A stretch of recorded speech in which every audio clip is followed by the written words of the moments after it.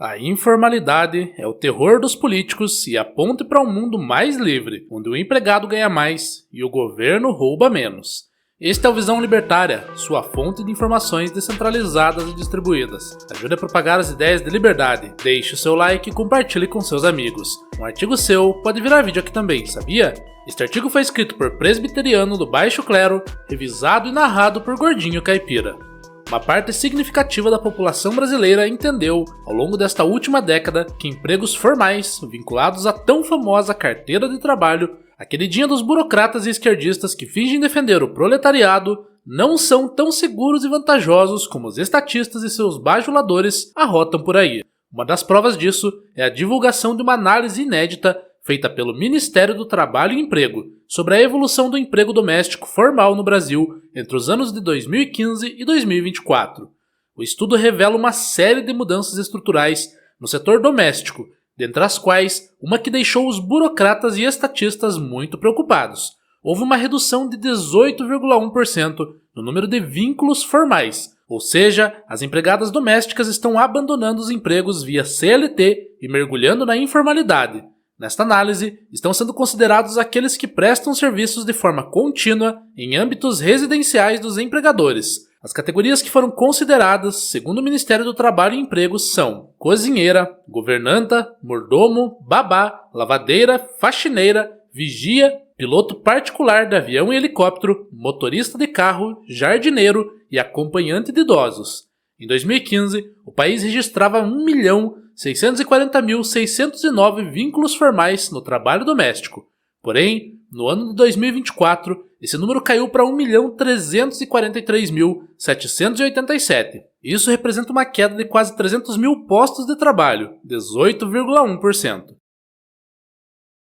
A queda ocorreu, segundo o estudo, em quase todos os estados, exceto em Roraima, Tocantins e Mato Grosso. As maiores depressões ocorreram no Rio Grande do Sul, com 27,1%, Rio de Janeiro, 26,1% e São Paulo, 27,7%, evidenciando que as empregadas domésticas estão preferindo a informalidade. O estudo ainda apontou que o número de mulheres com carteira assinada caiu 19,6% no período. No caso dos homens, a redução foi apenas de 3,5%, mas o destaque está na faixa etária das mulheres mais jovens, entre 18 e 39 anos. A queda é bastante significativa, 47,4%.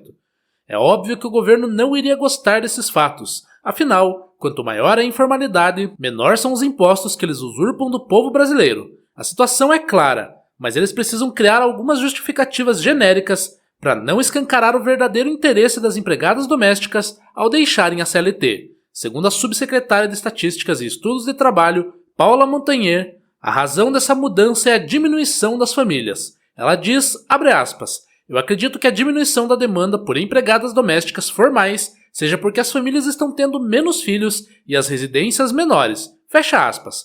Essa fala de Paula não faz o menor sentido, porque há pessoas que moram até sozinhas, mas por terem alta demanda de trabalho e compromissos, acabam contratando diaristas ou até empregadas para limparem e organizarem as suas casas. Por outro lado, existem famílias abastadas que possuem poucos membros. Todavia, moram em casas grandes, o que naturalmente vai demandar contratação de empregadas domésticas.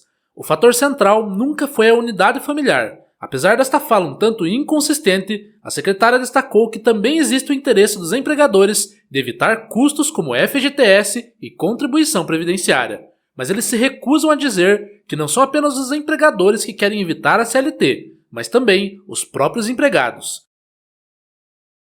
O interesse deles é problematizar a informalidade para então proclamar que o Estado precisa utilizar ainda mais dos seus tentáculos para regularizar exaustivamente o setor, que dizem afetar negativamente as mulheres com baixos níveis de proteção social e fortes desigualdades de gênero e raça.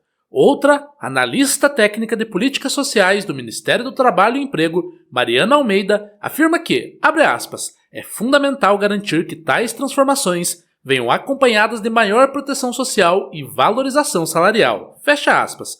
Trocando em miúdos, eles querem transformar a informalidade em formalidade, para que os empregados tenham os supostos direitos. Agora, por que as empregadas domésticas estão saindo da formalidade? Segundo o Ministério do Trabalho, a renda média mensal deste ramo é de R$ 1.875,94, o que é muito baixo.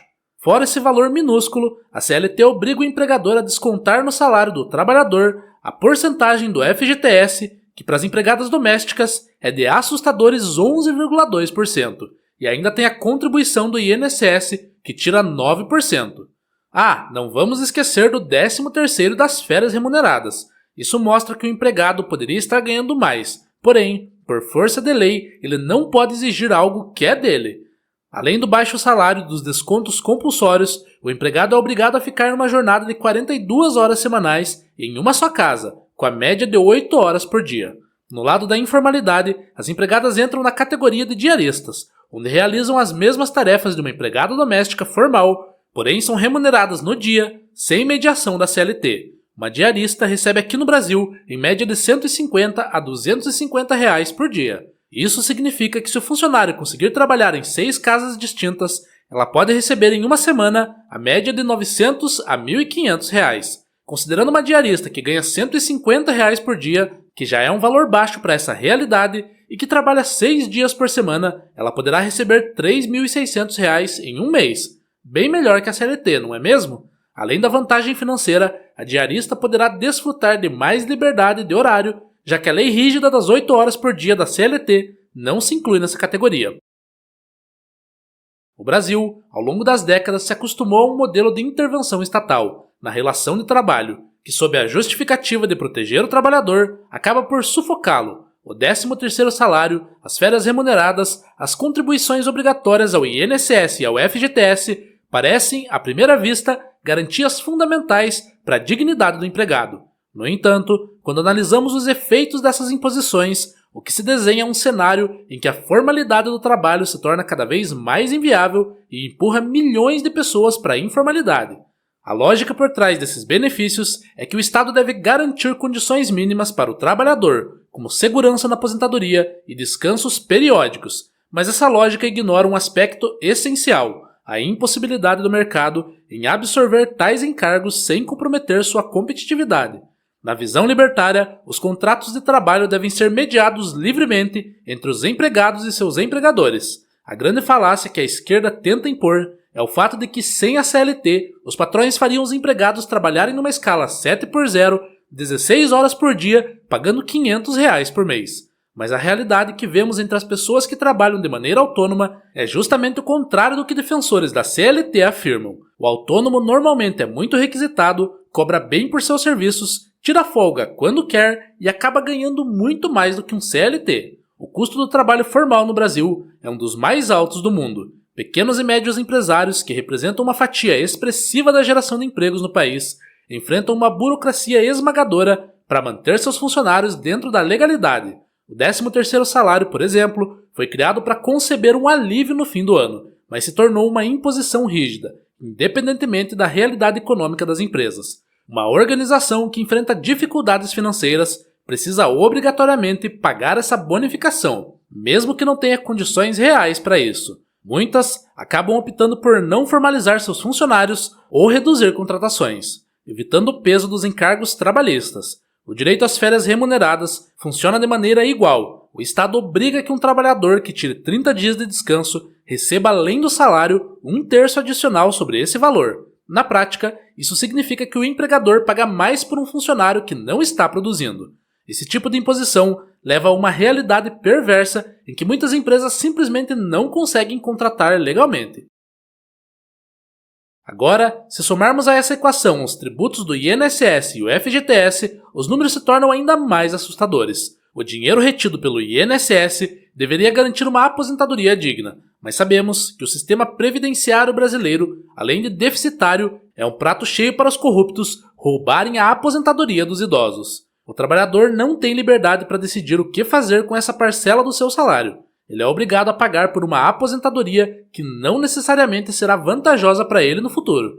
No caso do FGTS, segue-se a mesma lógica.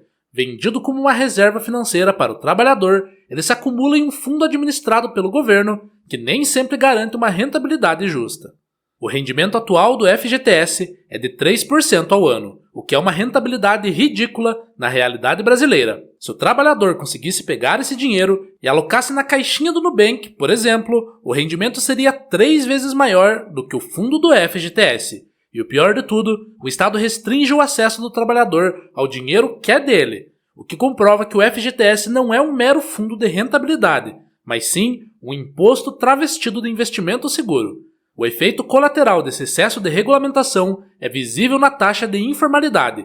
A grande prova disso é um estudo divulgado pelo IBGE no ano de 2023, que declara que cerca de 39 milhões de brasileiros trabalham sem carteira assinada, um reflexo direto do fracasso das leis trabalhistas que apenas dificultam a permanência dos funcionários dentro da legalidade. O mercado informal, não só no setor de serviços domésticos, tem aumentado significativamente, pois oferece aos empregados e empregadores uma alternativa mais flexível e menos onerosa do que o engessado modelo estatal. Países que adotam políticas trabalhistas mais liberais, com menos intervenção estatal, apresentam menores taxas de desemprego e maior dinamismo econômico. No Brasil, contudo, insistimos em um modelo que, sob a justificativa de proteger o trabalhador, impede que ele tenha oportunidades reais no mercado formal. A solução passa por uma revisão profunda dessas imposições e pela adoção de um modelo mais flexível, que permita acordos diretos entre o empregador e o empregado. Enquanto o Estado continuar aumentando a burocracia e os custos da formalização, continuará incentivando a fuga para a informalidade. O Brasil precisa decidir se quer um mercado de trabalho engessado e excludente ou um ambiente dinâmico e acessível, onde a liberdade econômica prevalece. A escolha das empregadas domésticas, por sua vez, não representa uma mera astúcia do brasileiro, mas sim uma decisão louvável que contribui para o progresso de um mundo mais livre. Obrigado pela audiência. Este é um canal colaborativo. Participe você também. Cadastre-se agora mesmo no nosso site visãolibertaria.com e envie os seus artigos por lá. Os colaboradores recebem recompensas em Bitcoin. Inscreva-se no canal e clique no botão da campainha para ser avisado de novos vídeos. Até a próxima!